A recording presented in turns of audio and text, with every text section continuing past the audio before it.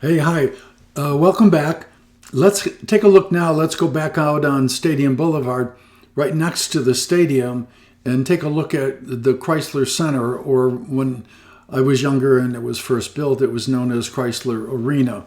Official address is 333 East Stadium Boulevard, and it was built in 1967. So let's get some history. Crisler Arena, now known as Crisler Center, with the addition of the William Davidson Player Development Center, has been a location for Michigan athletic events for 45 years. The men's basketball team has called Crisler its home since the arena opened in December 1967. And the women's basketball team has used the arena since its inaugural season as a varsity sport in 1973-74. University of Michigan wrestling, gymnastics have also called it home, while a multitude of campus events and concerts have been held at the facility over the years, including Elvis is in the house. Elvis was in the house.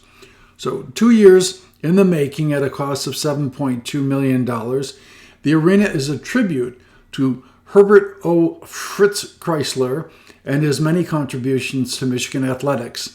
Michigan football coach from 1938 through 1947, Crisler served 27 years as the Michigan athletic director before retiring in 1968. The building stands at 107 feet with telescopic seating encircling the arena floor with an original seating capacity of 13,684. The Crisler Center is affectionately known as the house that Cazzie Russell built. For Michigan's greatest player, Cazzie Russell, a two-time consensus All-American and the first player selected in the 1966 NBA draft. I mentioned this when I did the Vets Park, that Cazzie was also drafted by the Chicago White Sox to play baseball. So, Michigan hosted Kentucky on December 2nd, 1967, for the first event held in Crisler Arena, which was formally dedicated on February 27th, 1968. On December 11th, 1993, Cazzie Russell became Michigan's first basketball player to have his number retired, and the banner commemorating his number 33 hangs from the arena rafters. On February 8th, 2003, another banner joined Russell's in the South Rafters, honoring Rudy Tomjanovich as his number 43 became the second retired jersey.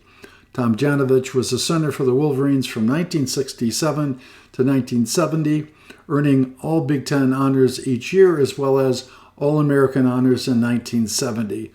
Joining Russell and Tomjanovich jerseys are Phil Hubbard, number 35, on January 11, 2004, Glenn Rice, number 41, February 20th, 2005, and Bill Mutton, number 22, January 7, 2006, as well as numerous other banners honoring Big Ten champion, NCAA tournament, and NIT teams. And this is from University of Michigan facilities. So, quite a history behind this building. It's a beautiful building. I enjoyed photographing it as well. It required a good wide-angle lens to get this angle, this particular shot. So when I originally posted this, what were the memories and remarks from people? There are still official university graphics in the center describing it as the house that Cazzie built. Somebody else said, my grandfather played U of M basketball from 1937 to 1941.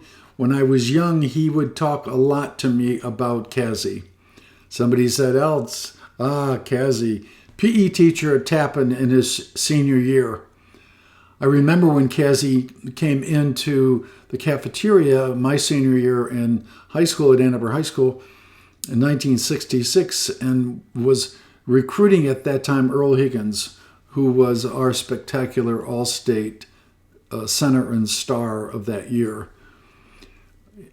I mentioned this before when I talked about Vets Field, but Cazzie did play ball for the Ypsilanti Merchants in the Adult League I pitched against Kazi, and I do believe that the knuckleball I threw Kazi is still traveling today. I've never seen a ball hit that far. I knew not to throw him a fastball, but the knuckleball probably wasn't a good idea either. All right, what was happening in 1967?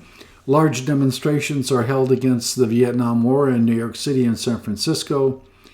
The Six-Day War, that was where the Arab forces attack Israel, beginning with the Yom Kippur War.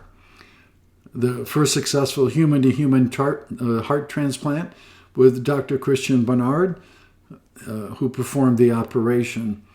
The Beatles released Sgt. Pepper's Lonely Hearts Club Band, one of the most acclaimed rock albums. I remember that particular album so well. And also that year, Thurgood Marshall becomes the first black justice on the Supreme Court. There's our quick look at the history of Crisler Arena, or the Crisler Center, and what was happening in the world at that particular time. As always, if you want a head start in terms of finding the iconic Ann Arbor presentations, just click on subscribe below. And as always, thank you so much for tuning in. I look forward to seeing you the next time. All right, thank you. Bye-bye.